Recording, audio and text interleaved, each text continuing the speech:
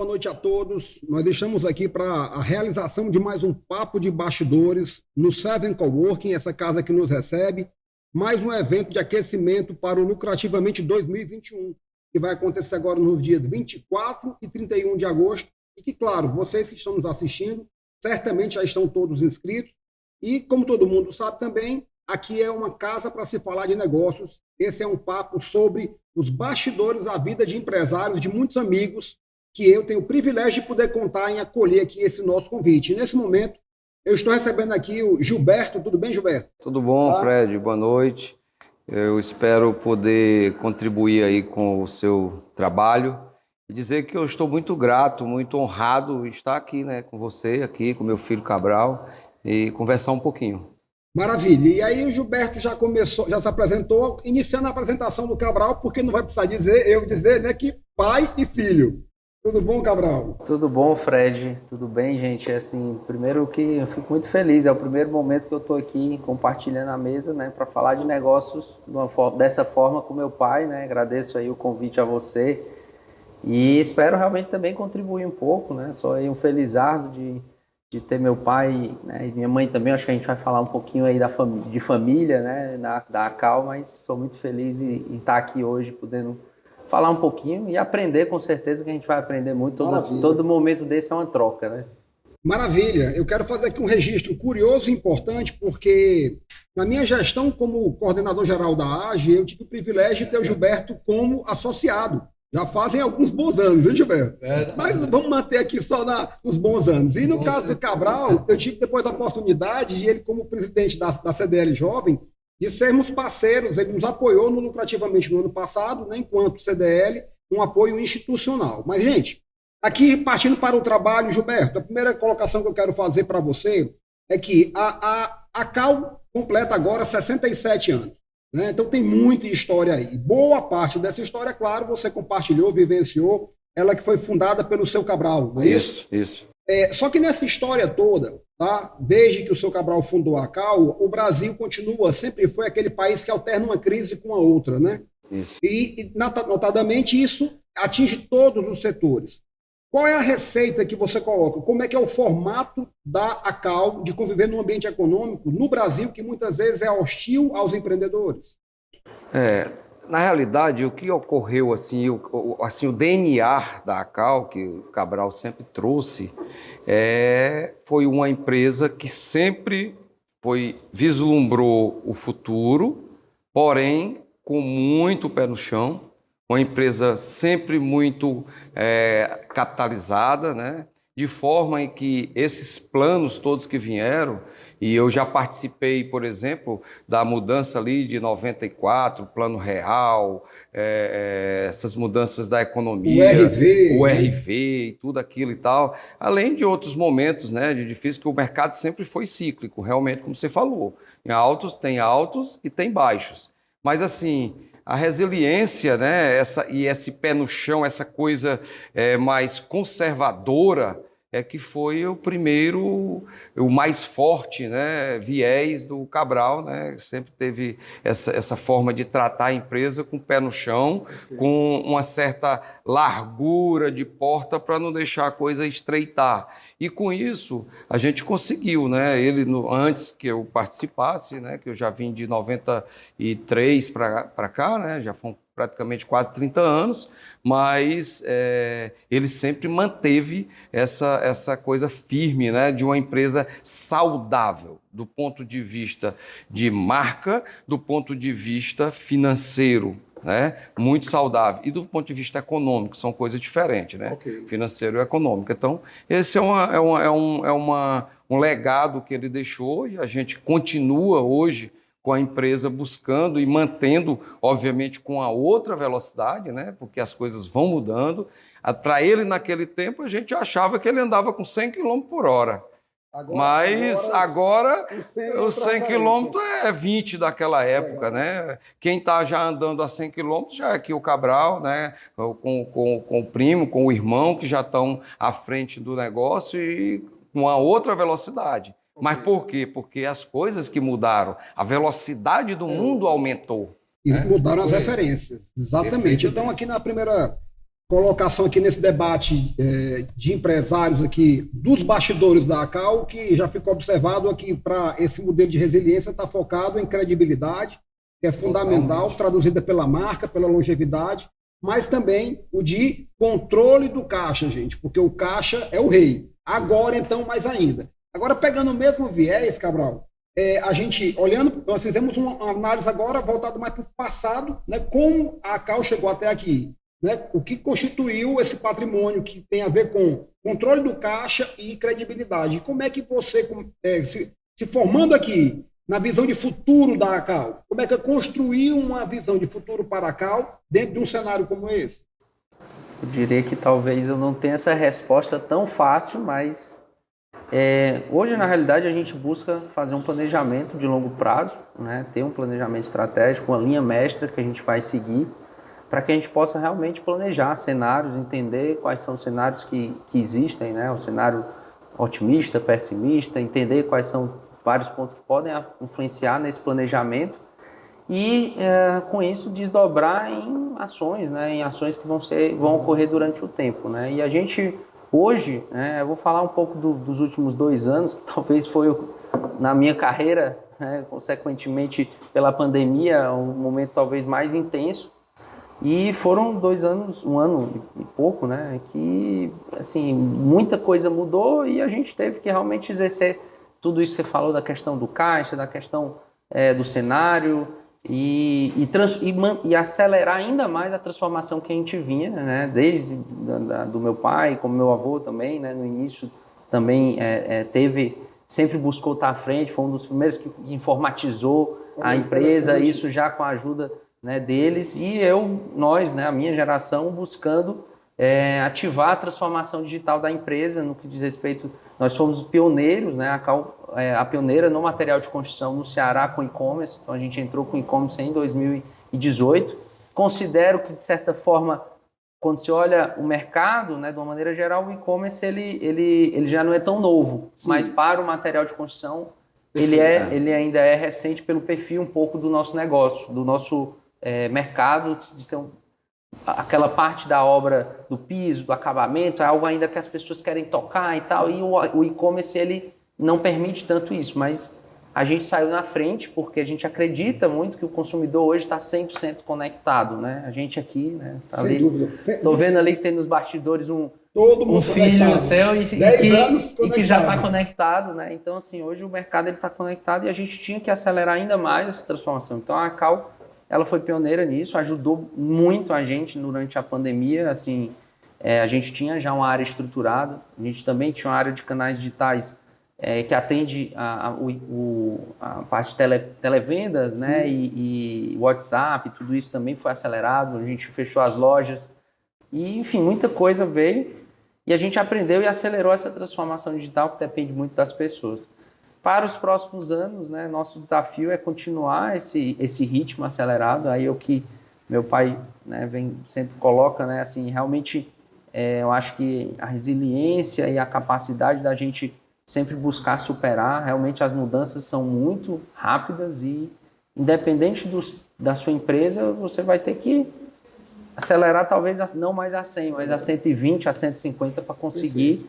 Tá, e aí é conhecimento, é buscar estar sempre atualizado. Eu sou uma pessoa que, não só eu, mas a gente compartilha muito, né? A gente vai na NRF, aí teve as pandemias, não pôde mais. É a maior feira internacional do setor. Isso, é a maior feira mundial, a feira mundial que ocorre em Nova York, então a gente busca estar lá, busca estar aqui também no Brasil, estar aqui se conectando com grandes empresas. Sempre trocando experiências, né, Cabral? Olha, para você ver como um momento desse é rico, vocês observando aqui e a turma que nos assiste aí.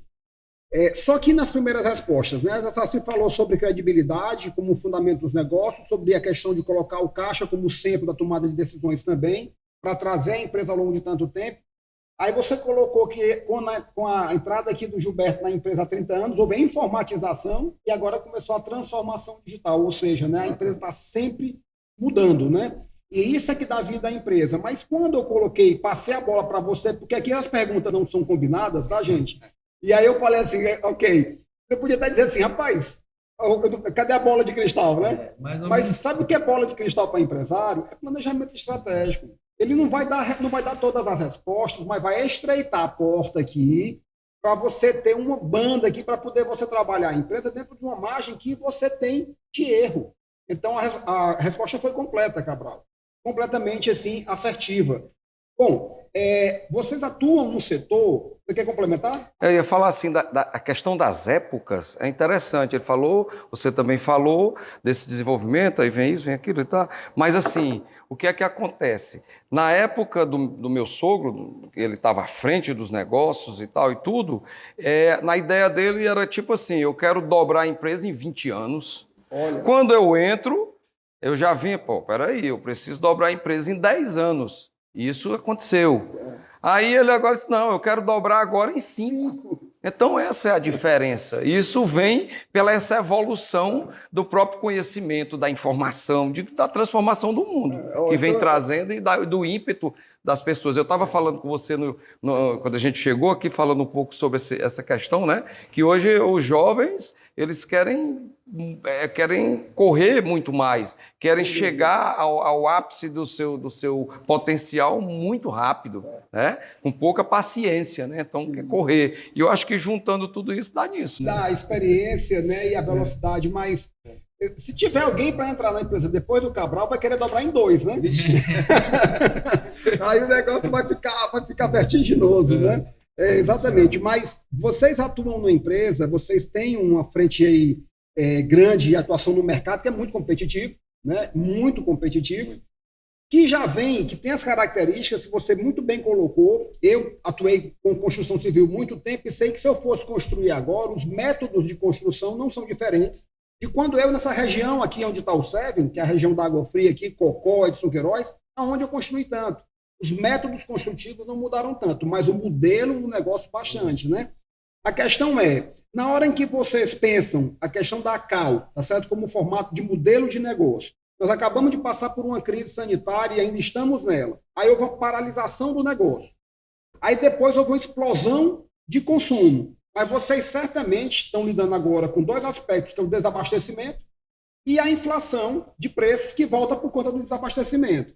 Então, como é isso? Ter ficado parado, né? E aí encontrado uma forma de se mexer do ponto de vista dentro do digital, aí depois abre e dá uma acelerada violenta e começa a sofrer na base com essas questões aí de desabastecimento e as questões de inflação de preço. De certa forma, complexo. Eu vou falar um pouquinho, depois eu queria que o Cabral complementasse, mas assim, primeiro aquela história, né? Quando veio a questão da pandemia e fechou tudo, o que é que veio para a cabeça da gente? Pronto, agora vai se acabar tudo. Quando é que abre isso? Acabou, parou, empresa de comércio parada, é decretar a morte, né? Não tem faturamento, sustentando custos, como que pode isso aí? Então houve esse momento, e nesse momento, não acredito que foi só na nossa empresa, porque eu conversei com muitos empresários, houve um desabastecimento financeiro, as empresas começaram a ter gastos sem ter entrada de recursos, né? E tudo. Depois, quando a coisa voltou, e voltou com certas limitações,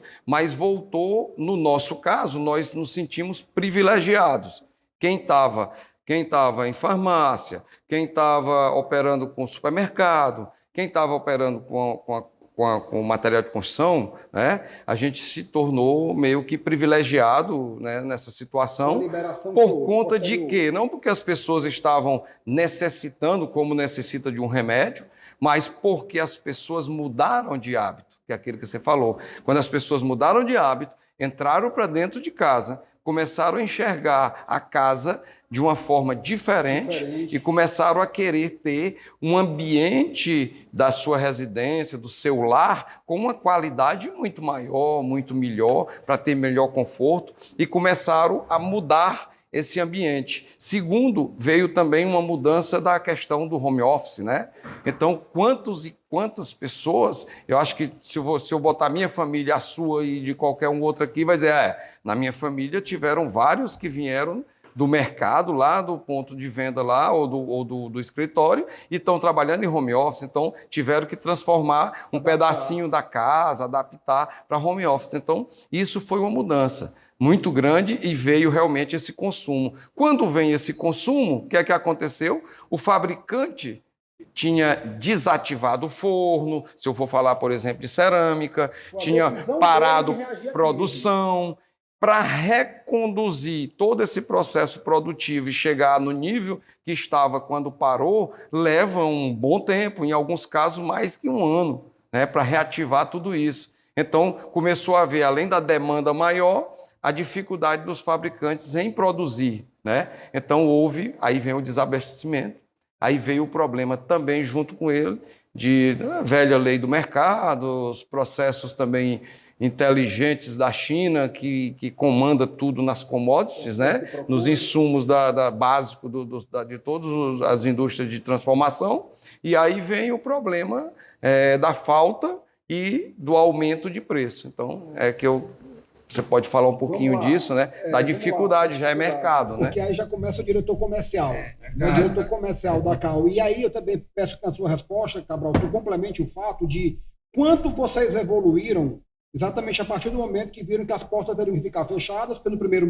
momento fechou, e depois teve o privilégio de, como farmácia, de estarem abertas. Mas quanto aquilo ali provocou de avanço na CAL nessa transformação digital? Eu acredito que foi naquele período de fechamento, né? Realmente houve tudo isso que meu pai falou, essa questão do momento de, entre aspas, de parar e olhar, né? Nossa, e agora?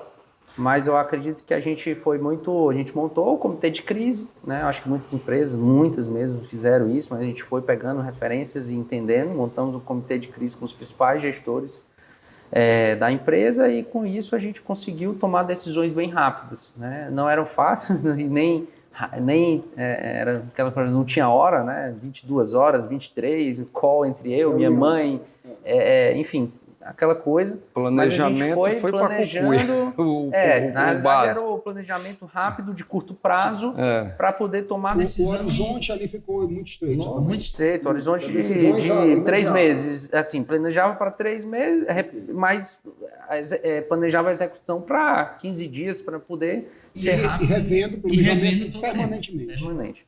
Diário. E nesse período é diário, na realidade. A nossa reunião de comitê de crise era diário, todo dia, com todos os heads, online já. A gente já usava muito online, então foi fácil a adaptação do time, colocando todo mundo em home office no primeiro momento. Depois, uma outra função essencial ainda ia na empresa, mas era aquela coisa bem restrita e seguindo todos os protocolos e tudo isso a gente teve realmente muito cuidado, muita cautela.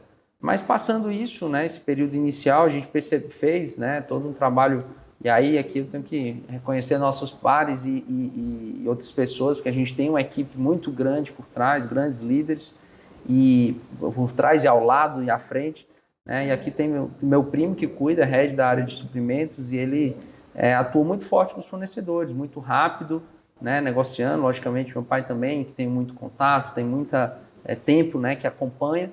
Então, a gente atuou forte com os fornecedores para garantir o fornecimento, para negociar alguns pontos, porque a gente tinha muita coisa comprada e que ia chegar, né? E que, logicamente, lojas fechadas a gente tinha que regular para poder conseguir manter o fluxo de caixa e conseguir realmente operar, né, nesses próximos 15, 30, 60, 90 dias de forma organizada. Isso foi feito. E aí montamos também estratégias de vendas digitais, intensificamos o e-commerce, tivemos a maior venda do e-commerce até então, porque realmente houve uma corrida para o e-commerce, para o digital. Nosso digital virou o nosso único canal nesses 2 meses, mais ou menos, foram 47 dias, se eu não me engano, no total. Fechou dia 17 de março e reiniciou em maio ou junho. Acho que foi junho. E aí, nesse período, né, o digital. E montamos, a gente tinha uma operação, acho que eu estou aqui, até com o nosso... Ah, não, está aqui. Não, está na bolsa. Mas a gente montou, a gente já havia, como eu falo, se preparando pela transformação digital, digitalizando nossos consultores. Sem ter a menor noção do que viria, sem saber disso. A empresa tomou uma decisão estratégica de se posicionar de forma efetiva no digital. Isso. E assim, não só o digital no sentido e-commerce, nossos consultores, eles conseguiam vender de casa, atender o cliente no home office, porque nossa loja realmente é o palco onde os clientes vão e lá vão encontrar os produtos e tudo. Mas sem isso, os consultores, como eles poderiam vender? E aí a gente tinha desenvolvido já um software no smartphone, todos eles têm smartphone e usam já inspirado nos grandes players aí, Magazine Luiza, enfim, que já haviam fazendo Tokstok, que faziam isso, a gente também desenvolveu o nosso para ter a particularidade do nosso segmento. E nisso foi declaração deles, olha, foi uma das coisas que nos ajudou também a vender muito, conseguir vender, atender o nosso cliente. Eu acho que também, nesse momento, né, foi um momento onde a Accal, ela não buscou somente, não era o olhar financeiro, mas era um olhar da gente ser o serviço, né, de manter ali a casa podendo ser melhor organizada para a necessidade da pessoa. A gente também, né, apoiou, teve um apoio ao momento de pandemia, ao governo do estado, a gente cedeu um imóvel, parte do imóvel para ampliação do hospital Leonardo da Vinci, ali próximo à Rui Barbosa. Informação muito relevante, uma contribuição efetiva no momento isso, crítico. Nesse momento a gente se uniu, foi rapidamente, aí já foi minha tia, tinha uma interlocução com o governo. E aí aquela coisa, foi passando, conseguimos passar por essa primeira fase, né, ajudando, sendo esse serviço, e depois retomamos as lojas. E aí nessa retomada, realmente, eu acho que foi talvez o maior desafio, porque a incerteza continuava muito grande sobre a pandemia, né? Mas a gente tinha a oportunidade de reabrir como prioritariamente dentre outros segmentos. E aí houve o retorno, como você falou, muita gente voltando às lojas. A gente realmente montou toda a estrutura para reabrir. Vocês tinham inaugurado a loja da Vagador Moreira ali, né? A gente tinha recém-inaugurado, tinha 6 meses. Ou seja, estava inaugurando ainda, né? Ela ainda estava bebê ali, bebê. Então, quinto mês parou tudo. E aí retomamos com toda a segurança e foi realmente crescendo a cada mês. Normalmente nosso segmento é um primeiro semestre mais desaquecido e um segundo semestre onde todo mundo quer reformar e tudo, principalmente para o final do ano receber todos em casa. E nesse momento ele antecipou um pouco, começou ali, junho já foi aquele mês muito bom. Todos os segmentos relacionados ao que o Gilberto colocou, a experiência que as pessoas tiveram na sua própria casa gerou desconforto. E aí precisou agir, né? E também inverteu prioridades, porque, eu até digo, as pessoas que estavam ali com suas reservas, é fundamental ter, né, só a Cal que o diga, né? Seu Cabral que o diga, que construiu a Cal, mas na hora em que você olha para o que está lhe faltando e tem aquele medo coletivo, todo mundo que naquela situação de eminência, né, de crítica, de risco de vida, eu preciso investir nisso aqui, é o meu conforto, é a minha vida, né? E aí eu acho que vocês estavam bem posicionados para isso. E a gente observou muito bem esses comportamentos do consumidor, né? Home office, como meu pai falou, a parte, por exemplo, segmentos de tinta, de decoração, começou a ter muita alta, porque realmente, às vezes, não conseguia, por falta de mão de obra, fazer grandes reformas, mas essa parte decorativa e de ambientação foi muito positiva. Logo depois veio aí sim a retomada das grandes obras, porque as pessoas tiveram essa necessidade de, meu Deus, eu não quero mais morar em apartamento, eu quero uma área verde, eu quero uma área para o meu filho curtir, vou para uma área mais, para uma casa, para um condomínio. E aí nisso foram começando a retomada das grandes reformas, já em mais meados aí de julho, né, agosto.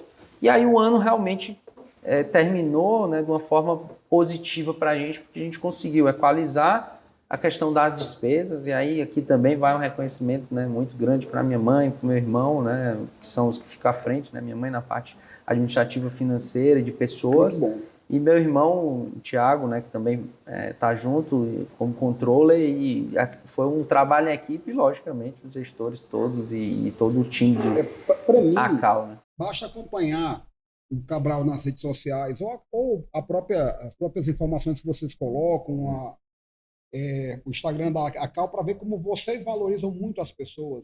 Né? E um dia desses eu vi vocês no local onde a gente faz o nosso maior ponto alto do evento, que é o Hard Rock, e vocês em ritmo lá de rock and roll, todo mundo muito feliz, comemorando o resultado e tudo. Toda vida que eu falo a respeito da questão dos desdobramentos que essa crise sanitária nos colocou, eu costumo chamar de crise sanitária, Gilberto e Cabral, porque no Brasil as crises só mudam de nome. E a gente tem como obrigação de empresário ressignificar esse formato, entender que existem oportunidades relacionadas a esse momento. Claro que com todo respeito ao fato de que, para muitas pessoas, essas perdas são irreparáveis, que aconteceram agora, vidas, né? Mas Um dia nós lembramos que os brasileiros amanheceram com 50 unidades monetárias no seu banco, no plano Collor. E agora, achávamos que aquilo ali tinha sido, mas nada pode ser pior do que isso, né? Era o sufocamento econômico financeiro ali, né? Mas aí chega um momento em que fecha tudo, e fecha mesmo, né? Como teve que acontecer. E nessa retomada, né, vocês já vinham experimentando, e eu tenho acompanhado aí como o espectador do mercado, nas minhas análises, a mentoria empresarial faz com que a gente se torne muito analítico com as questões e, tendo eu trabalhado também no setor de construção civil, mais ainda. Mas eu vi novos modelos associados ao setor de vocês surgirem, né? As cooperativas, né? Empresas cooperadas como a Construtop, né? Outros players entrando como a Simplifique. E ainda existe, por parte do consumidor, uma visão do que, não, eu compro porque é perto aqui de casa. Né? Então, existe vocês com uma mega loja como a Desembargador Moreira e alguém ainda decidindo a compra por um critério completamente interessante ali, porque é perto de casa. Né? E quando o e-commerce deixa tudo perto, né? Então, como é que é atuar comercialmente, Cabral, dentro desse cenário, né? Assim, porque você tem um cenário, várias possibilidades de concorrência ao mesmo tempo, né? E inclusive o setor entrando em modelos de cooperação para poder comprar, o que é um privilégio de quem compra muito, comprar com preços melhores e oferecer também preços competitivos. Eu acredito que a gente tem que buscar se posicionar, né? Entender o posicionamento da marca, né? Onde a gente realmente, nosso posicionamento é a busca de estar próximo ao consumidor, né? Do sucesso do cliente, né? Inclusive hoje a gente tem uma área que cuida ali do pós-venda, de qualquer situação, a gente está realmente atento para manter, para reter esse cliente que vem para a gente, né? Buscando ali passar por um momento que quem passou por reforma sabe que não são só flores, na realidade existem muitos espinhos, né? Então, durante o processo. E precisa de uma marca que consegue apoiar todo esse processo de forma muito ativa para que ele passe da melhor forma possível, que ao final você fique satisfeito, né, e que realmente aconteça, transforme aquele seu sonho em realidade. E esse posicionamento é importante, mas realmente você colocou um ponto que o mercado, né, hoje é muito competitivo, mas que a gente hoje tem pontos de vendas e que o digital se complementa, né? O digital é onde a pessoa hoje faz a primeira consulta, né? Eu acredito que todo mundo que está assistindo aí, todos, né, têm a sua experiência. Tem a sua experiência de precisei de uma coisa, deixa eu ver no Google, né? Aí o Google já vê o Google Shopping, a gente está lá. Eu pesquisei aqui como fazer tal coisa. A gente está lá no YouTube. Enfim, vários, Facebook, Instagram, vários canais de comunicação, onde está, a gente está no primeiro, através do mobile. Exatamente. Do mobile. E hoje, 80% dos acessos é via mobile, né? Do nosso e-commerce, o mobile é muito forte. Mas o e-commerce ele ainda é algo que a pessoa ainda demora a tomar a decisão ou ele precisa ir até uma loja. E aí vai essa estratégia da gente também, de ter lojas em pontos estratégicos da cidade. Realmente, nossas lojas são lojas um pouco maiores do que você pontuou algumas redes, né, concorrentes que a gente respeita e acompanha também. Okay. Mas assim, nossas lojas são um pouco maiores, tem serviços, né, também, né, lojas bem estruturadas, ar-condicionado, onde o cliente se sente bem, se sente melhor. E aí ele pesquisa no digital, sabe que tem e vai até uma de nossas lojas e lá encontra, né, o produto que quer. A gente está agora, né, até vou aqui falar um pouco de um projeto que a gente está praticamente para implantar, não sei quando é que vai sair aqui, mas enfim. Vamos lá. A gente está realmente buscando reduzir muito o nosso prazo de entrega, né, para que a gente possa manter esse... É uma forma da gente se aproximar, mesmo talvez não sendo tão pulverizado. Sem dúvidas. Então a gente está reduzindo, montamos um piloto numa das nossas lojas e a nossa ideia é que a gente consiga atender em até 6 horas, depois a nossa intenção é reduzir ainda mais. É lógico que existe o perfil do produto, né? Tem produto que, como um piso e às vezes a quantidade de produto que o cliente quer comprar não permite ser um prazo tão curto, mas a gente já está buscando... itens que ele vai ter experiência recebendo. Hoje, na realidade, a gente já entrega com esse prazo, porém a gente ainda está piloto, né, para poder garantir e depois lançar para o mercado de forma pulverizada. Mas a gente está buscando reduzir o prazo de entrega como uma forma também de ter um benefício para o nosso cliente, né, de encontrar ali fácil no celular, um problema, eu te entrego rápido. Maravilha. E tu resolve, não precisa sair de casa, não precisa né, sair do trabalho, às vezes você está ali no trabalho e não quer, não pode ir, né? E sempre tem o pedreiro dizendo, faltou 3 arramassas. Aí é que tá, viu? E aí, Cabral, olha só. A gente já conversou sobre isso, né? Sobre o foco de vocês de trabalhar com a experiência do cliente, né? Com o sucesso do cliente.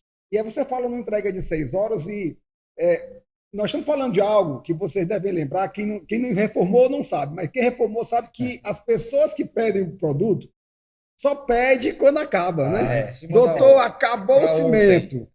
A cerâmica não deu, né? Eu digo porque já vivenciei muito isso, né? Então, aí, nessa hora, o critério, inclusive, de preço se torna relativo, porque o nível do serviço fica muito alto, né? Eu quero mais uma vez lembrar quem está nos assistindo, em algum momento vocês devem ter visto aqui em algum canto dessa tela uma conexão que leva para a descrição do que nós fazemos no trabalho da mentoria no Criativamente Prime. E eu quero dizer assim, nesse momento, que tudo que nós estamos conversando aqui é como se fosse um grande papo dentro da mentoria. Por quê? Porque as coisas vão fluindo naturalmente, sabe, Gilberto? E quando a gente analisa negócios, e é isso que nós temos que fazer quando nós juntamos empresários para um ambiente de mentoria, sai muita informação importante, porque hoje existe uma forma nossa de aprender muito com o modelo de negócio do outro, né? Então, quando é legal demais saber, 6 horas de entrega, agora houve aí uma compra do Magazine Luiza gigantesca, só porque a empresa tem um formato de logística que garante entrega. Isso tudo é nível de serviço, né? Então, são muitos elementos que tem que se cuidar dentro de um negócio ao mesmo tempo, né?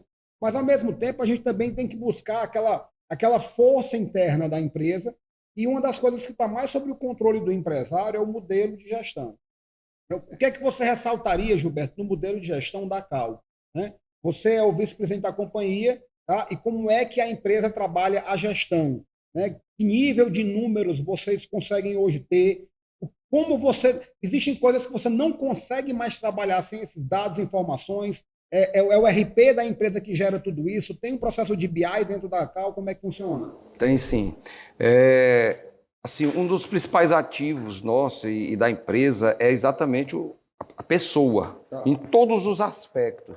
Eu me lembrei agora de uma historinha, e vamos já falar que você perguntou e colocou, mas a minha sogra, fundadora, dona Marlene, agora já recente, por conta do aniversário dela, em julho, ela pegou e fez um vídeo falando um pouco para a empresa, né, para os funcionários, para as pessoas. Foi passado lá na rede, na intranet da empresa, para que todos acompanhassem, vissem. E ela falando já naquele tempo, e nos anos iniciais, de 50 anos atrás, e um funcionário chegou e pediu um emprego para ela, aí ela disse, pois vamos sentar ali para conversar. Aí ele disse, não, senhora, só um instantinho, a senhora não viu, eu tenho um defeito na minha perna. Aí ela virou e disse, meu filho, eu não estou preocupado com o defeito na sua perna, eu estou preocupado com a sua cabeça, com a sua mente, com o que você tem a oferecer e a dar e a fazer.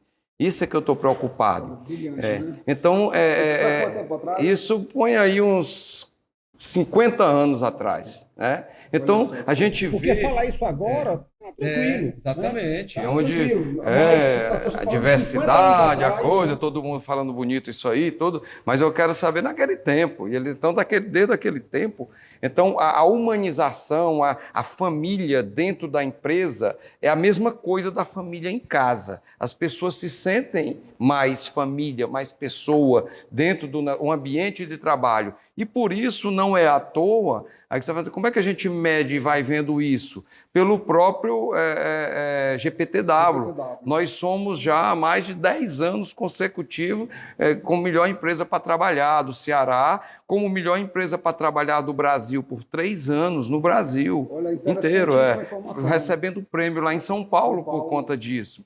Então, assim, e a gente mede isso e de uma forma muito honesta, muito séria, não é uma brincadeira, não é uma coisa preparada, não, é a resposta do funcionário que ele dá para nós. E aí a gente se preocupa muito, nós temos alguns programas sociais dentro da própria empresa, de reforma o ambiente do funcionário, da casa dele, a gente elege alguns todos os anos e faz isso. Assim, uma série de coisas que tem. Olha, eu mesmo às vezes me deparo A nossa empresa faz tudo isso. Eu chego lá e olho num quadro lá, que no meu tempo eu dizia era o mural, né? Mas não se fala mais isso. Agora, eu chego lá e tem um monte de ações sociais feitas internas. A empresa é viva, tá viva. Poxa, como que é isso? Isso foi se fazendo e se formando ao longo do tempo. Então, como você falou, a questão da gestão é a coisa principal hoje. E aí, quando vieram os meninos, a terceira geração que está entrando,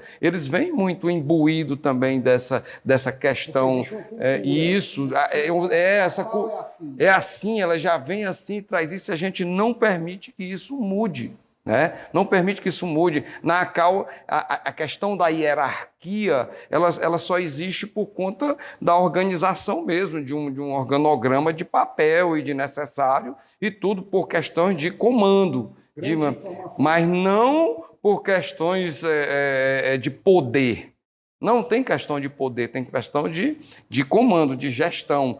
O dono da área sou eu, o dono da área é ele, o dono da área é aquele. Você vai continuar, Gilberto, mas às vezes eu tenho vontade de parar um pouco e dizer assim, pessoal, vocês têm que ouvir isso aqui, tá? Nós estamos falando de uma empresa com mais de 400 funcionários e o vice-presidente, que está ali no topo da companhia, dizendo assim, olha, o nosso organograma existe porque tem que ter uma organização, as pessoas têm que enxergar como ele funciona, mas o poder a diluir está na base. Isso gera autonomia nas pessoas, Gilberto. Brilhante. Eu quero que você complemente. E eu me lembro que eu fazendo curso há 30 anos atrás ali na CDL e tudo e tal, eu participei da AGE porque na época não tinha CDL jovem, né? E tudo, então eu terminei na AGE acompanhando e me senti muito feliz lá e aprendi muito, né? Lá com você à frente, depois a Aline Teles, depois tal, e aí terminou que eu tive que sair porque a gente vai atingindo as idades, né? E tem que ir para ir outra entidade. E eu já vinha de entidades, porque eu sou filho de Teresina, no Piauí, na realidade eu vim de lá. Né? E me sinto assim muito à vontade na questão comércio, porque eu sou filho de comerciante e genro de comerciante. Né? O meu pai foi lojista de tecidos e confecções no Piauí por mais de 60 anos também. Foi uma empresa longeva também. Por mais de 60 anos, nos anos 60, 70, 80, até 90, era uma das principais lojas lá no Piauí. Lá no Piauí, que era Armazéns Piauí. E eu vivia, eu crescia, eu ia para o colégio, menino de 10 anos, eu ia para o colégio e ficava brincando no meio das pilhas de tecido e ele ali fazendo negócio. Então, eu já vinha dessa coisa muito dentro da vida da gente de comerciante. Sou engenheiro civil, me formei em engenharia, né? Isso foi no ano de 86, mas aqui na Unifor, porém, fui para a engenharia, mas com um tempo depois passei para o comércio e aí terminei ajudando já meu pai lá dentro do Piauí no tecido, aprendi a vender tecido, a comprar tecido e tudo e tal. E uma indústria de confecção também que nós tivemos lá. Nossa indústria de confecção no Piauí, que era da família lá, tinha 800 costureiras. A gente fabricava 4.000 calças jeans por dia. E eu tive o privilégio de ser o diretor industrial. Aí eu aprendi, eu construí a fábrica, né? Pela construtora que era da família também. Sim. Construímos a fábrica e eu lá, como eu aprendi tudo, fiquei como diretor industrial da fábrica. Levamos um cearense daqui, que o Ceará sempre foi um berço muito forte, né, da confecção. Então levamos um cearense aqui para ser o nosso gerente industrial e eu fiquei ali junto dele aprendendo a mexer com máquina de costura e eu já conhecia toda a indústria e fiquei lá por um bom tempo. Até que Cabral disse, não, você vem para cá porque seu negócio é comércio mesmo, venha para cá. E aí a gente veio, importaram esse piauiense aqui para cá. Eu já era, obviamente, casado com Daniela, a gente já tem 34 anos, vamos fazer 35 agora de casado, né? Mas no comércio com ele, trabalhando direto e assumindo, foi na hora. E quando ele chegou, quando eu cheguei, ele realmente, eu já vinha do mercado, eu tinha, modéstia à parte, um pouco de conhecimento do mercado, tanto da indústria como do comércio. Eu era diretor financeiro da CDL, lá em Teresina. Eu era diretor do Sindilojas do estado, lá do Piauí, né, do comércio. Então, meu pai foi presidente de associação comercial lá. Então, eu já vim com essa carga, essa coisa.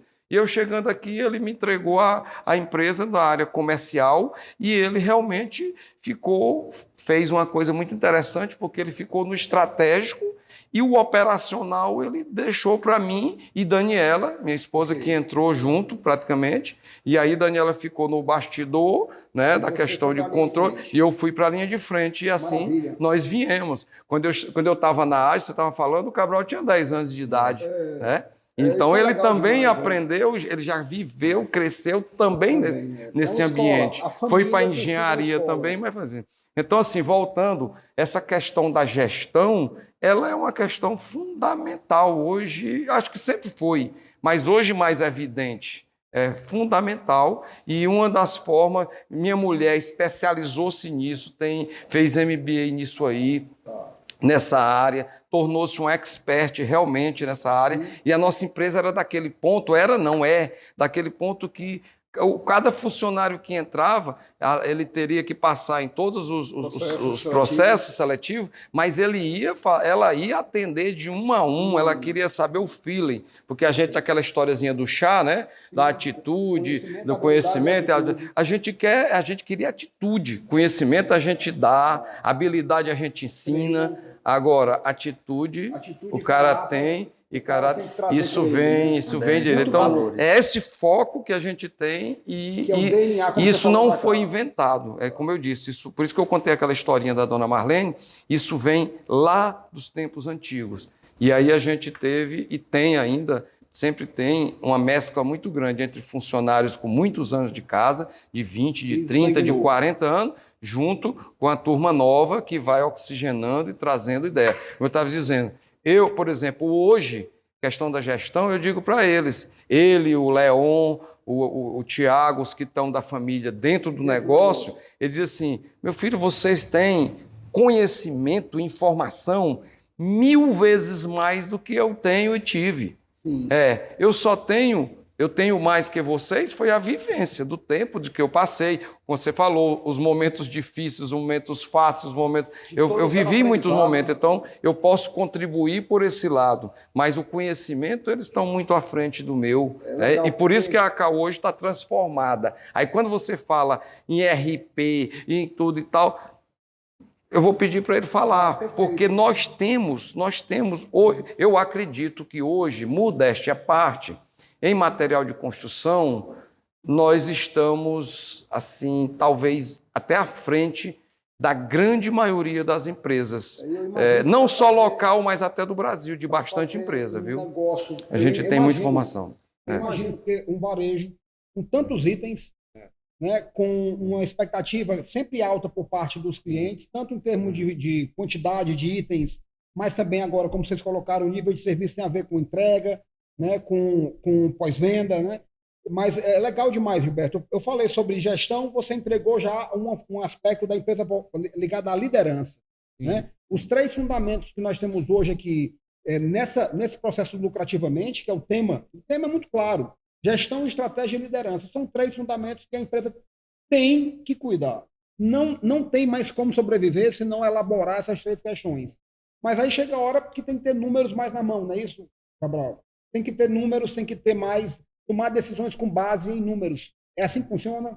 Exato. Lá nós diariamente, né, analisamos os números. A gente, realmente, meu pai colocou muito bem aí toda essa evolução, né, da tecnologia, dos dados, mas sempre, né, com as pessoas, né, sabendo utilizar. E a gente, mais ou menos uns 10 anos atrás, uns 8 anos, a gente começou a ter a necessidade de empoderar mais a gestão. Eu acho que a empresa vai crescendo, né, e aí os proprietários vão tendo que ter líderes, vão tendo que ter mais pessoas para executar, né, e para crescer.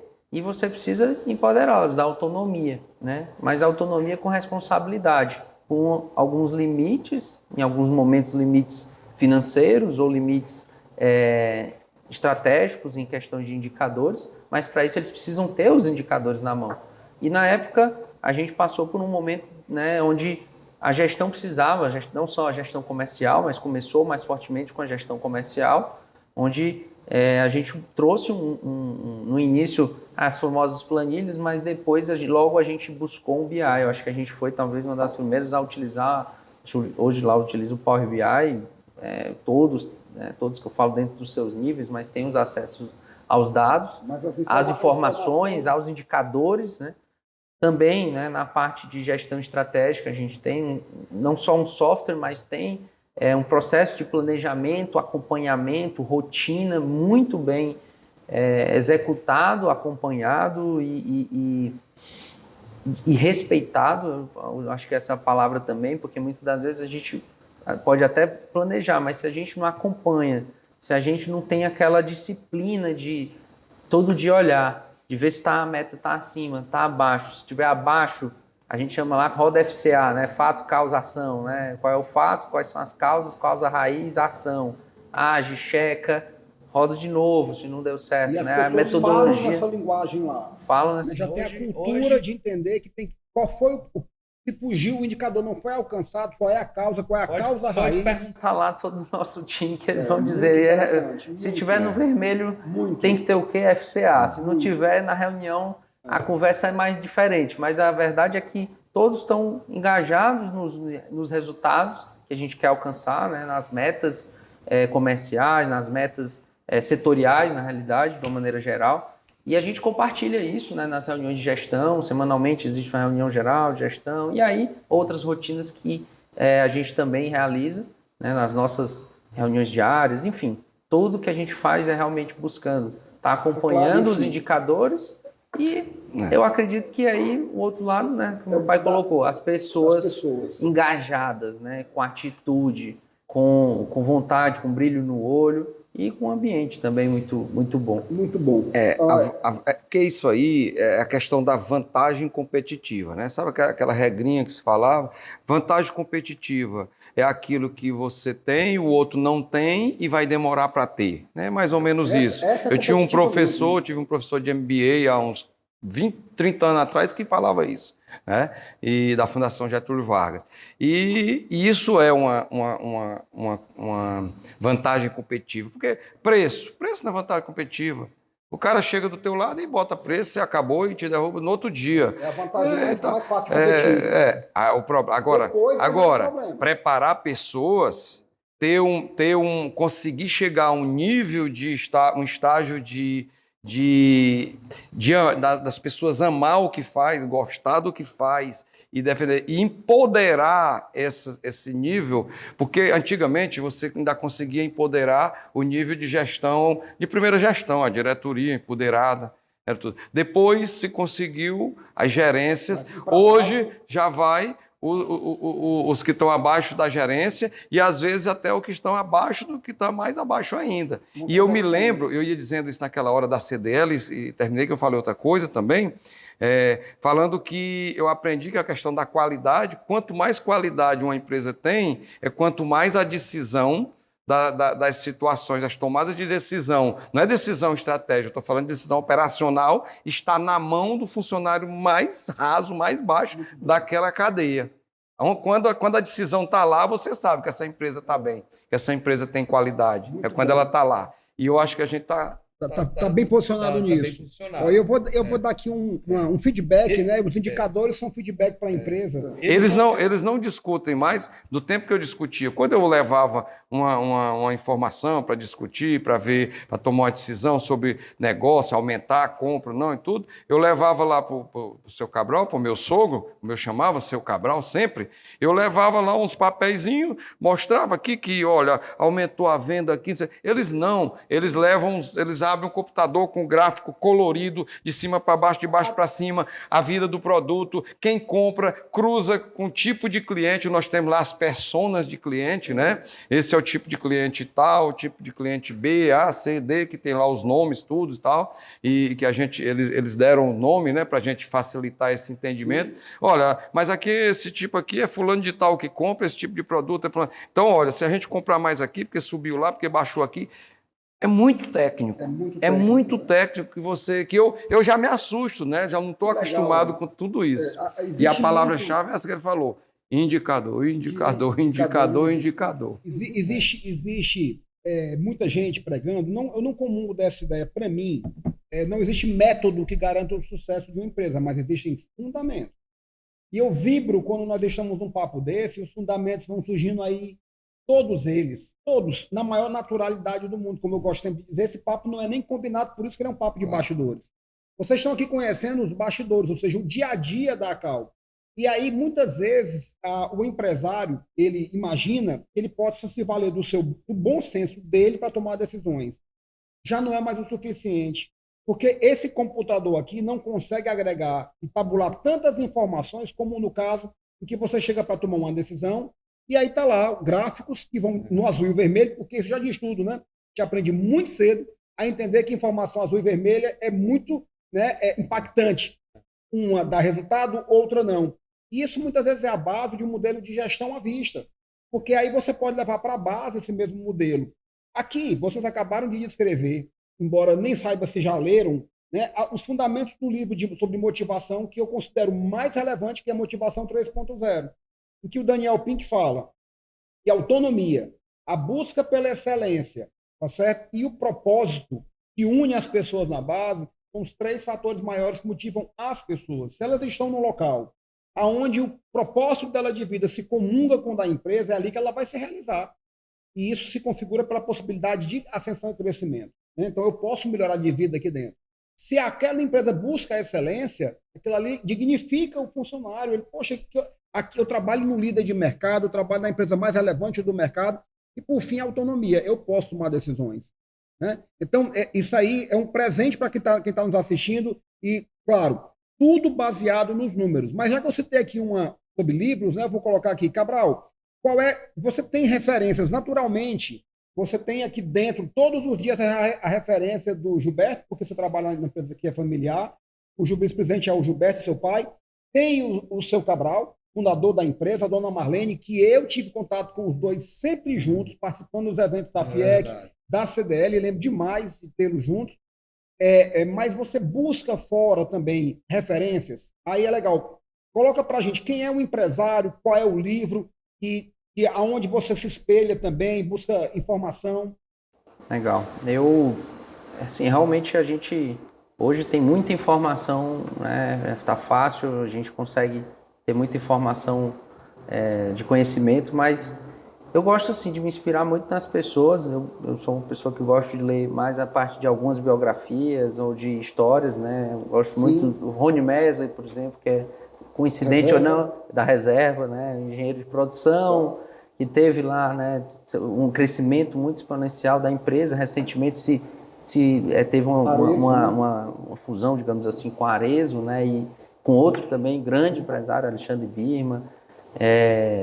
Eu acredito que eu também participo de rodas, não só rodas, eu vou falar da CDL Jovem, que eu participei, eu não tive o privilégio de participar da AGE, mas eu acredito que essa foi também uma grande escola. Eu participei da CDL Jovem, participo ainda, na realidade, há 11 anos, e lá a gente tem muitos momentos, né, onde a gente lida com grandes empresários, a gente escuta histórias, a gente aprende com os erros, com os acertos. E isso eu acredito também que agrega muito conhecimento, muita experiência. E também eu acredito, hoje, né, faço curso, busco curso, atualmente estou fazendo uma certificação de varejista do futuro pela FGV, online, né, de São Paulo, e está sendo muito positivo, renovando, né, todo o tempo esses conhecimentos, né, e realmente buscar estar a 120, 150, 200, porque o mercado exige a transformação do mundo, né? Tem exigido da gente, mas ao mesmo tempo acho que vai aquele papo também que a gente colocou, sempre a reflexão do equilíbrio, né? Também nós como pessoas, né, temos que buscar, né, tá equilibrando aí com todo esse ritmo frenético, com também momentos mais tranquilos, no estilo de família. Isso eu acho que hoje também é um bem muito precioso que eu posso participar, tá, né, junto com meu pai, com minha mãe, né. A gente às vezes realmente na empresa tem até um ritmo, né, de reuniões, de momentos, como empresários, como executivos, mas a gente busca sempre resguardar o lado familiar, né, a união familiar, não só nossa, mas também de outros familiares que participam. E eu acredito que isso é que ajuda a gente a manter esse ritmo e continuar, né, acreditando. Legal, porque muitas empresas que pertencem à família, a famílias, não podem dizer que têm empresas familiares, né? Eles podem dizer que trabalham numa empresa que pertence à própria família, mas ter uma empresa familiar, né, tem inúmeros benefícios. Eu sou muito entusiasmado com um modelo de negócio chamado sociedades. Sociedades são uma ótima forma de alavancar negócio, que muitas vezes é desgastado no mundo dos negócios por conta da forma como as pessoas se valem desse recurso, que é o modelo societário. A família, já, quando a empresa é familiar, já nasce assim. Não se buscou a identificação do sócio, não houve o processo seletivo da sociedade. Você simplesmente teve que encontrar esse caminho, né? esse ambiente. Mas, no seu caso, Gilberto, alguma referência que você queira colocar aqui para nós, né, do que alguém que você olha como empresário, é uma referência, que pode eventualmente, porque mentoria também é isso. Um livro pode ser um mentor. Quando você interage com uma biografia, você está fazendo não é um diálogo, porque não há uma troca, mas você está buscando conhecimento na trajetória daquela pessoa. Eu venho assim de um tempo um pouquinho mais distante, né? Onde a gente sempre, o que a gente via era mais a nível de convenções, lojistas, que você ia, aí você ouvia, né, palestras de empresários do Sul, de grandes empresas e tudo, alguns até daqui, como o próprio Deusmar fez palestra a nível nacional, né, como praticamente o maior varejista do Brasil, com lojas em todos os cantos. Então, essas pessoas é que nos motivavam muito mais, né? Como eu estou falando aqui, teriam inúmeros para falar. Mas assim, na minha vida mais recente, onde a gente enxergou mesmo, aprendeu a desenvolver mais e avançar mais, eu não posso deixar de falar na questão das consultorias ou das empresas que nos deram apoio, né? Eu acho que o grande motivador e propulsor pelo menos da minha parte, deles eu não digo, mas da minha parte, foi exatamente uma Dom Cabral, né, que nós tivemos 5 anos junto com a Dom Cabral, e desde lá a gente já trabalhava não só a questão do desenvolvimento de gestão, né, como a excelência, né, os parceiros para a excelência, né, o grupo, né, participando, mas também nos módulos da questão de sucessão, da questão familiar, que a gente já veio desenvolvendo desde lá. Então, assim, quando a gente não sabe, a gente tem que procurar fora quem sabe para ensinar para a gente. Eu era mais cético isso, era mais fechado, achava que sabia de tudo, que queria de tudo, mas depois eu fui aprendendo que realmente a gente tem que saber até onde a gente vai e dali para frente quem pode ajudar a gente a ir para frente ou ir para algum canto que a gente queira ir, que a gente não sabe o caminho. Então, assim, dentro da nossa vida de empresa familiar, que você falou, tem empresa familiar, eu acho que a empresa familiar é a empresa que é de propriedade de uma família e tudo, mas que a família faz a gestão da empresa, né? Porque ele não é só um acionista em que ela está totalmente profissionalizada, está ali. Eu não acho que é uma empresa realmente familiar. Ela é familiar quando nós, de família, estamos dentro e a grande maior parte da gestão decisória da família está na mão de familiares, né? De pessoas que estão se formando. Isso. E para nós, como eu digo, nós estamos passando um momento assim, nós temos 3 nomes que a gente não pode deixar de falar quando a gente fala hoje aonde a Cal está agora e num momento de bastante transformação, né? Não só a transformação tecnológica, porque se eu disser para você, a Cal foi uma das primeiras empresas de comércio do Ceará a se informatizar. Se você pensar que em 1985, 86, 87, 87, a Cal tinha um sistema CID com um Winchester que era do tamanho de uma geladeira e que não cabia mal um livro digitado dentro, mas com aqueles terminais burros, né, que chamavam, que era para poder digitar o estoque da empresa, não sei o que. Naquele tempo já tinha né? Então, a gente a gente sempre buscou essa questão da tecnologia, de estar tentando estar atualizado e tudo. Mas falando assim, eu não posso dizer onde a Cal está por algumas esferas. Uma delas é a esfera porque diz respeito à família, diz respeito à questão legal, né? A partir do momento em que vai se mudando, com a partida do fundador, com a coisa e tal, que é o Dr. Clóvis Mapurunga, né? Que atua, né? Junto conosco aí, excelente, como empresa e tal, na questão tributária, legal do negócio. Aí teve a Fundação Dom Cabral, como eu te falei, que passou um tempo, a gente deixou agora há 2 anos, né, que a gente parou, porque a gente agora quis passar a executar aquilo que a gente aprendeu, né, e tudo, e ultimamente agora já fazendo, nós estamos dando mais um passo agora, acreditamos que até o próximo ano a gente está com tudo isso montado, que seria já uma preparação da empresa, que eu pensava que era só empresas grandes, megas empresas que faziam isso, ter uma hold, ter isso, ter aquilo, ter lá os conselhos, né, e tudo, mas não é, a gente compreendeu isso. E nós estamos mudando, eu devo em breve estar indo assumindo o conselho administrativo, né, da empresa, a minha cunhada lá, a Ritelza vai lá já o conselho de família, minha sogra está no conselho de acionistas, e tudo mudando de governança, nós estamos passando, que está fazendo um trabalho muito, muito bom conosco, é o Cícero Rocha, lá no Instituto Empresarial. Então, assim, esses nomes, eles nos ajudaram. Tiveram vários outros locais aqui que, em momentos diferentes, tiveram vários, e não foram poucos. E no passado, olha, para você ter uma ideia, em 1900, eu era namorado da minha esposa atual e tudo, isso faz 40 anos, o meu sogro já tinha trazido Júlio Casoy, junto com outros empresários aqui. Júlio Casoy é irmão de Boris Casoy, aquele apresentador, e ele era um consultor de empresa para organizar empresa naquele tempo, depois pessoas locais, naquele tempo ele já fazia isso, né? Olha que interessante. Só que, então assim... humildade aí, dizer, pronto. Vamos pegar o cara, trazer aqui, porque agora você liga aqui, as pessoas estão nos assistindo, é muito fácil.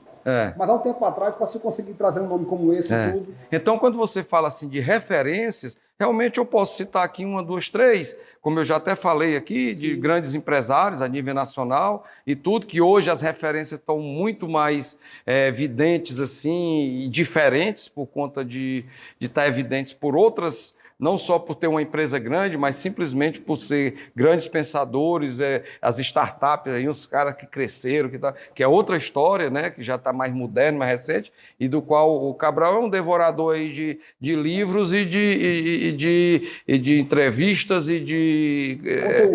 exatamente, para se espelhar nisso aí tudo e tal. Mas assim... Eu acho também essa referência da questão de consultorias empresariais, pessoas que vêm, como vocês têm, como você já faz aí e tal, e tudo, de trazer, né, esse ambiente de troca de informação, porque nada muito mais é isso, para que a gente realmente esteja onde está e partindo para mais um passo que a gente está dando de mudar para poder... A gente precisa arrumar, como piloto de avião. Eu tenho um amigo que é o João Fiuza Diagonal, que também é piloto, né? E é muito mais experiente, muito mais tempo que ele tem do que eu, mas eu também já estou há 20 anos ali, e piloto de avião aqui, ele tem que voar todo o tempo na frente da máquina, porque a máquina pode dar problema, e ele tem que saber onde ele vai, né? Então você tem que voar na frente. E a empresa, eu acho que não é diferente, e quando a gente parte para esse tipo de situação, é exatamente preparando tudo isso para que qualquer coisa que aconteça... Uma vez uma pessoa me perguntou assim, um pouco tempo depois que meu sogro, que Cabral, faleceu, vão fazer 13 anos agora, ele disse assim, eita, e agora? E como é que vai ficar a Cal aí? Cabral faleceu. Aí eu virei para ele e disse, olha, na Cal, com a partida do meu sogro, me dá licença a sua caneta. Eu disse para ele assim, não teve que mudar a posição de uma caneta daqui para cá em cima da mesa. Por quê? Porque ele se antecipou, ele foi sábio. Ele deixou para que a gente tocasse, ele não largava o estratégico. Se dissesse, ah, tem que abrir um portão aqui, opa, peraí, vamos ver como que faz aqui e tal. Ah, eu quero abrir uma loja, para quê, como é, vamos ver e tal, tudo e tal. Mas assim, operação, ele nem perguntava muito, ele observava, acompanhava, tinha os números na mão, mas ele não estava lá me perguntando todo dia. Eu era comprador, eu era vendedor, eu assumi tudo na época, entre compra e venda e marca. Então ele não perguntava. Então, quando ele saiu, por que ia mudar alguma coisa se tudo funcionava conosco, operacionalmente? Então, a gente tem que aprender isso. Operacional. Hoje eu já estou saindo do operacional. Eu não faço mais quase nada operacional. Eles fazem. Porque a lei natural é que eu me saia realmente primeiro, em todos os aspectos. E quem que fica? São eles. Que nas reuniões de planejamento estratégico do Roberto, do presidente da Globo, Roberto Marinho, ele dizia, bom, se eu morrer, né? Então, assim, se eu morrer... Ele era quase imortal. Certamente, né? O seu Cabral, mais uma vez, muito à frente do seu tempo, deixou a empresa de tal maneira que, como você bem exemplificou, né? Uma caneta. Isso é um trabalho bem feito. E isso também é visão de negócio. Aqui, já caminhando para os nossos momentos finais, porque papo bom é isso. O tempo falta, né? A gente mas muita coisa boa, mas eu sempre digo que o sucesso, como eu coloquei, ele não tem receita, mas tem fundamentos. Mas é a conjugação de dois aspectos fundamentais. Um bom modelo de negócio, ou seja, você tem que fazer algo que seja relevante, entregar algo que as pessoas queiram, tem que ter uma proposta de valor consistente. E um bom modelo de gestão, por si só, já garante muita coisa, mas tem que ter a liderança, que é o modelo de liderança. Esses 3 modelos, eu posso dizer que vi assim... Gente, são tantos detalhes, eu quero realmente motivar as pessoas para assistir e reassistir, porque uma coisa é você assistir uma aula dessas instituições tão brilhantes que vocês colocaram, Dom Cabral, FGV, a própria CDL, né, a Faculdade CDL. A outra coisa também é você ver na prática. A pessoa fala, não, eu faço planejamento estratégico, a empresa tem visão, tem missão. Nós temos indicadores de desempenho, nós temos uma forma de decidir buscando o problema na raiz. Tem uns que rodam PDCA, você já roda uma outra ferramenta, né? Tudo teve aqui, Gilberto, tudo teve aqui, Cabral. Então essa é a nossa entrega para quem nos assiste. Mais uma vez eu quero lembrar a vocês que estão nos assistindo que se você quiser ter uma informação sobre a nossa mentoria Lucrativamente Prime, que vai começar uma nova turma em setembro, é só clicar em algum canto dessa tela. E agora eu quero deixar assim, no encerramento, eu peço assim que o Gilberto dê uma palavra de incentivo aí para a turma que está nos assistindo, muito certamente do setor de vocês, né, construtores, ou mesmo pessoas no setor de material de construção. E depois eu gostaria que o Cabral nos desse aí uma visão também, uma mensagem aí tudo, para a visão mais comercial, para quem está na luta com as metas do comercial e nas suas empresas, tá bom? Vamos lá, Gilberto. Deixa eu te falar um negocinho antes, você falou ali da Faculdade CDL, Sim. E é fundamental, viu? Hoje, se você vê lá nos nossos funcionários, no nível de gestão até, do primeiro nível de gestão que a gente tem, uma boa parte deles hoje é formado ou estão formando pela Faculdade CDL. Isso foi um ponto fortíssimo também de conhecimento, levar maturidade de negócio, trocar ideias com os outros que estão lá, com lojistas que estão lá, né, e tudo. Mas, assim, o que você falou, o que a gente pode falar e dizer é que nós, eu, Daniela, Cabral, todos os que estão, Leon, Tiago, Ritels, os que estão envolvidos com a empresa, né, e os nossos funcionários, nós estamos muito crentes e somos muito crentes que, primeiro, tem espaço para todo mundo, que a gente precisa ter um bom e alto nível de concorrência, né? As pessoas admiram que no Ceará, elas dizem assim, poxa, no Ceará, e vocês todos sentam junto, falam, aqui não é muito igual aqui não, aqui tem muito pau, tem muita briga, mas a gente não, a gente está, é óbvio que cada um tem a sua expertise, cada um tem o seu segredo, vamos dizer assim, a sua forma de fazer aquilo que a gente não precisa ou não precisa falar e dizer, mas a gente se respeita, tem tentado trabalhar com muito entrosamento, a gente se ajuda quando é preciso, quando é necessário. Então, a palavra de incentivo que eu tenho que dizer e dar é que nós estamos vivendo um momento bom, não é um momento ruim, afora a pandemia realmente é terrível, mas a gente já está começando, eu acho, de ver a luz final do túnel, mas para o nosso segmento nós precisamos aproveitar essa onda boa, né, que a gente está vivendo, né, por conta de toda essa mudança de comportamento das pessoas com a sua casa, com o seu lar, com a sua residência, né? Agora, começando a fomentar a construção civil, porque quando a construção civil entra, a gente sabe que o nosso segmento vem a reboque, ele vem um pouquinho atrás, todo o tempo. E vai chegando lá.